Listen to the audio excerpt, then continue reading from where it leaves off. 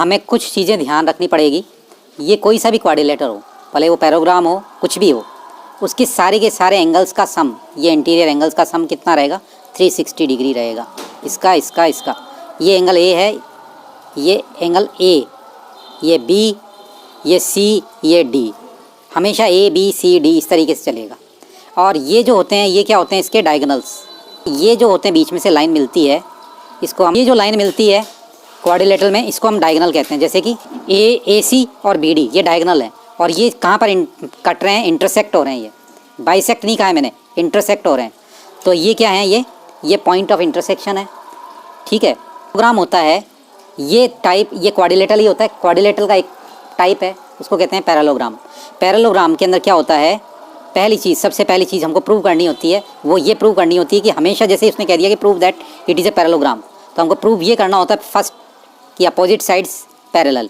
ये जो है ए बी सी डी, तो ए बी और सी डी इसके अपोजिट साइड्स हैं, और ए बी और ए डी इसमें ए कॉमन है, तो ये एडजेसेंट साइड्स हैं। ए बी और ए डी क्या है? Adjacent sides. इसी तरीके से ए डी और डी सी ये एडजेसेंट साइड्स हैं, और डी सी और बी सी ये एडजेसेंट साइड्स हैं। ए बी और सी बी ये एडजेसेंट साइड्स है, इसमें एक पॉइंट कॉमन होना चाहिए। दूसरी चीज़, ये और ये अपोजिट साइड्स पैरेलल होंगी।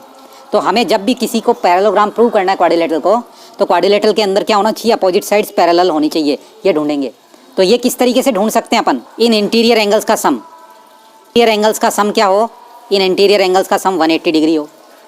Interior angle on the one side, क्योंकि ये जो होता है, ये हमको पता है अगर ये लाइन पैरेलल है तो इनका सम, अगर इनका सम 180 है तो ये लाइन पैरेलल रहेगी, तो ये पैरेलल रहेगी। इसका और इसका सम 180 रहेगा, तो ये लाइन पैरेलल रहेगी। ये पैरेललोग्राम प्रूव हो गया। एक क्वाड्रिलेटरल पैरेललोग्राम है, तो इसकी ये अपोजिट साइड्स, ये वाली और ये वाली, A B equal to C D रहेगी, और A D is equal to B C रहेगी।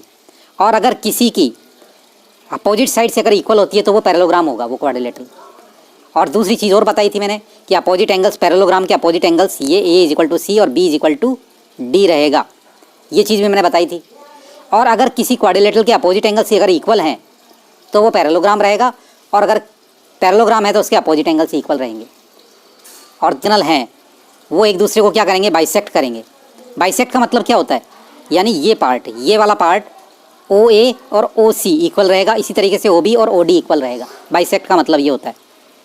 ठीक है, इंटरसेक्ट तो कर रहे हैं ऊपर, लेकिन बाइसेक्ट, इंटरसेक्ट का मतलब होता है कि सिर्फ मिल रहे हैं, ये और ये इक्वल नहीं है। इंटरसेक्ट के अंदर जरूरी नहीं है कि ये और ये इक्वल हो, ये जरूरी नहीं है।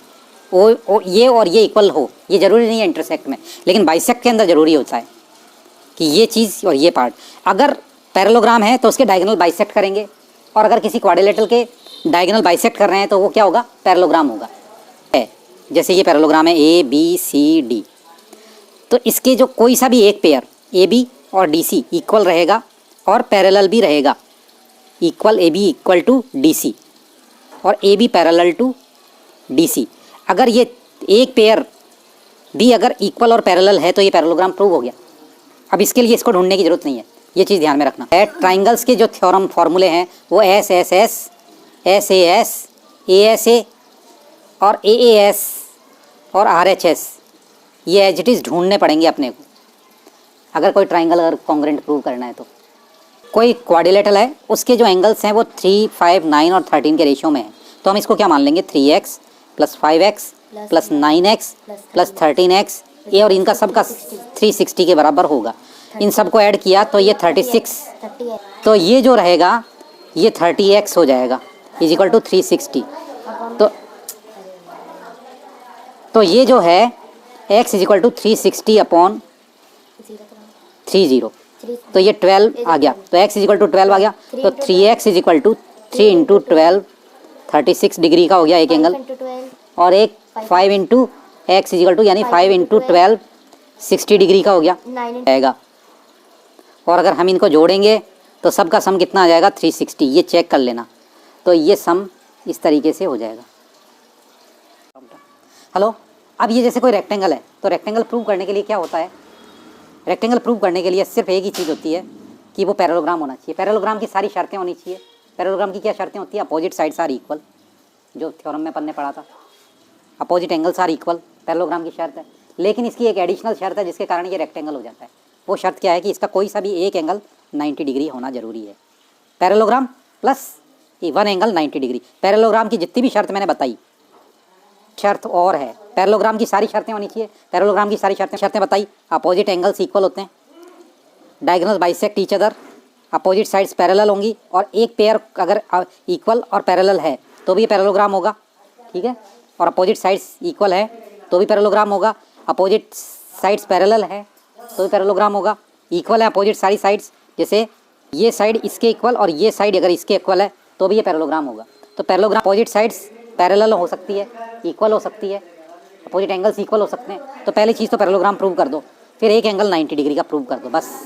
और अगर पहले से ही पैरेललोग्राम कह रखा है ये पैरेललोग्राम है तो उसको एक एंगल 90 डिग्री का प्रूव कर दो।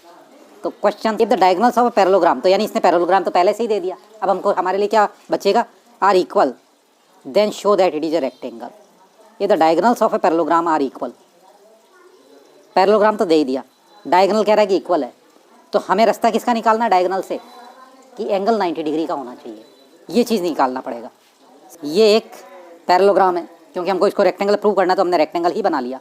गिवन के अंदर क्या लिखेंगे, ए बी सी डी, इसकी डायगोनल्स इक्वल कह रहा है, तो डायगोनल्स कौन सी होती है, इसको मिलाने वाली, ये और ये मिलाने वाली नहीं, ये और ये, A C and B D are diagonal में ऐसा लिख दो ताकि एज इट इज उतारने में आसानी रहेगी। हमको अब क्या करना है, इसके अंदर सिर्फ एक ही काम करना है कि इसके अंदर एक एंगल कोई सा भी, ये एंगल या कोई सा भी एक एंगल 90 डिग्री प्रूव कर देना है। अब कैसे करेंगे, ठीक है, तो इसको क्योंकि पैरेललोग्राम तो मैंने क्या बताया था, parallelogram plus one angle 90 degree, तो पैरेललोग्राम इसने खुद नहीं कह दिया। अब हमारे लिए क्या बचा काम 90 डिग्री का, तो 90 डिग्री के लिए कैसे करेंगे, कॉपी कर ली इसकी। एक तो डायगोनल यूँ बना दिया मैंने, एक डायगोनल मैंने यूँ बना दिया। अच्छा, इन दोनों डायगोनल के लिए क्या कहा इसने, दोनों इक्वल है, एक तो ये कह दिया इसने। दूसरी, क्योंकि पैरेललोग्राम है तो इसकी अपोजिट साइड्स, इसकी अपोजिट से एडी की अपोजिट साइड्स इसके अंदर ले ली मैंने। क्या है अपोजिट साइड्स, क्या रहेगी, इक्वल रहेगी, पैरेललोग्राम की सारी शर्तें। और ये क्या है, ये तो कॉमन है। तो पहली चीज़ हमारे पास में क्या आ गया, एस एस एस से ये दोनों ट्राइंगल क्या हो गए, कॉन्ग्रेंट हो गए। अच्छा, दोनों कॉन्ग्रेंट हो गए तो ये पैरेललोग्राम के अंदर एक चीज़ पता है आपको, ये जैसे कि एंगल और इस एंगल का सम कितना होता है पैरेललोग्राम में, मैंने अभी डिस्कस किया था 180 डिग्री, इसका और इसका सम 180 डिग्री रहेगा।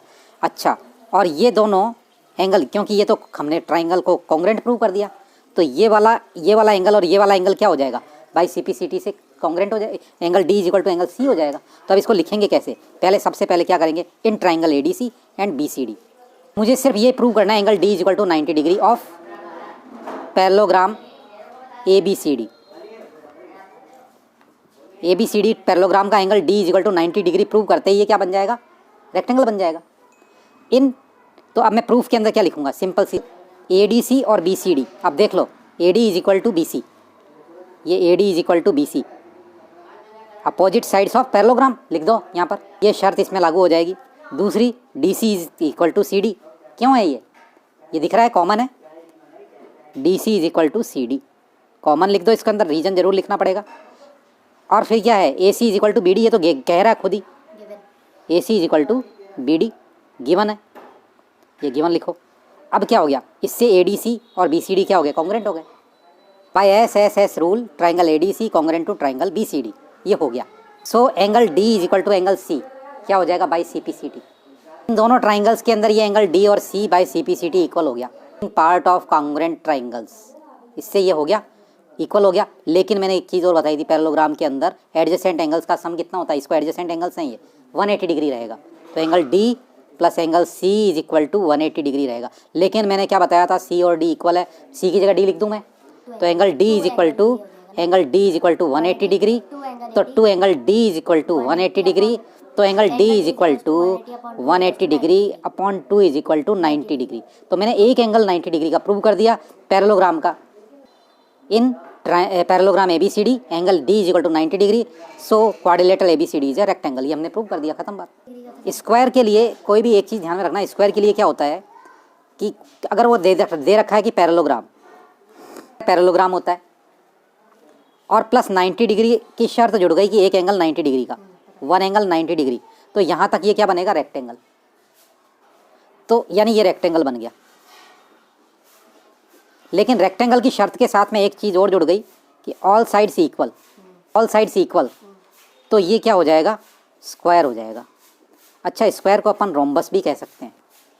और अगर उसने सिर्फ ये कहा कि पैरेललोग्राम है और उसकी ऑल साइड्स इक्वल हैं तो वो रोम्बस हो जाएगा यहीं से ही। पैरेललोग्राम के साथ में एक शर्त अगर सिर्फ ये जुड़ गई कि उसकी साइड सारी इक्वल है तो वो रोम्बस होगा, और रोम्बस के साथ में 90 डिग्री जुड़ गया तो वो डायरेक्ट स्क्वायर हो जाएगा। लेकिन पैरेललोग्राम के साथ में एक एंगल 90 डिग्री का होना चाहिए तो वो रेक्टेंगल हो जाएगा, और रेक्टेंगल की ऑल साइड्स अगर इक्वल हो गई तो वो क्या हो जाएगा, वो स्क्वायर प्रूव हो जाएगा। Parallelogram one angle 90 degree rectangle, parallelogram all side equal तो rhombus, rhombus plus one angle is equal to 90 degree तो ये स्क्वायर, यानी कि पैरेललोग्राम ऑल साइड्स इक्वल और प्लस 90 डिग्री एक एंगल तो ये स्क्वायर हो जाएगा। में ये कह रहा है कि ABCD एक क्वाड्रिलेटरल है, न तो इसने पैरेललोग्राम दिया न रोम्बस दिया, कुछ भी नहीं दिया, इसने रेक्टेंगल भी नहीं कहा, उसने सिर्फ क्वाड्रिलेटरल कहा है। तो हमको इसको क्या क्या प्रूव करना पड़ेगा, इसको पैरेललोग्राम भी प्रूव करना पड़ सकता है, इसको कुछ भी प्रूव पहले जो चीज़ें पैरेललोग्राम रेक्टेंगल या रोम्बस ये प्रूव करना पड़ेगा अपने को। तो हमको क्या कह रहा है ये कि अगर इसके दोनों डायगोनल्स क्या हैं, इक्वल है, show that if the diagonals of quadrilateral are equal, ठीक है, equal and bisect each other at right angle then it is a rhombus. तो पहली चीज़ तो हमारे अगर डायगोनल्स इक्वल हैं तो एक शर्त तो क्वाड्रिलेटरल के अगर डायगोनल्स इक्वल है तो वो रेक्टेंगल होता है, ये पिछली बार में अपन प्रूव कर चुके हैं, ठीक है। तो ये एक तरह से रेक्टेंगल है, लेकिन इसने खुद ने कह दिया कि भैया इसके डायगोनल्स तो इक्वल हैं, ठीक है, डायगोनल्स इक्वल हैं और ये एक दूसरे को बाइसेक्ट भी कर रहे हैं, यानी ये वाला पार्ट और ये वाला पार्ट बाइसेक्ट प्रिपेंडिकुलर। तो प्रिपेंडिकुलर का मतलब बाइसेक्ट के अंदर तो सिर्फ ये रह गया कि बाइसेक्ट कर रहे हैं, लेकिन इसने क्या कहा, bisect each other at right angle, यानी कि इसका ये जो एंगल है वो कितने डिग्री है, राइट एंगल है। तो पहली चीज़ ये मैं सिर्फ इतने से मैं ले लेता हूँ, इसको इतने से पार्ट में ले लेता हूँ, तो ये और ये वाला इस ट्राइंगल के अंदर ये ट्राइंगल ले लेता हूँ, इसको O मान लेता हूँ, ये ट्राइंगल ले लिया मैंने और एक ये ट्राइंगल ले लिया, बाइसेक्ट का है तो ये वाला OA और OC क्या है, इक्वल है। ये कितने 90 डिग्री के ऊपर का है तो ये एंगल 90 डिग्री के दोनों के अंदर और ये कॉमन है, तो साइड एंगल साइड से दोनों क्या हो गए, कॉन्ग्रेंट हो गए। तो बाय CPCT ये साइड और ये साइड इक्वल हो गई। अब इसको दोनों को ले लेते हैं, OD और OB इक्वल है और ये बीच में ये कॉमन है।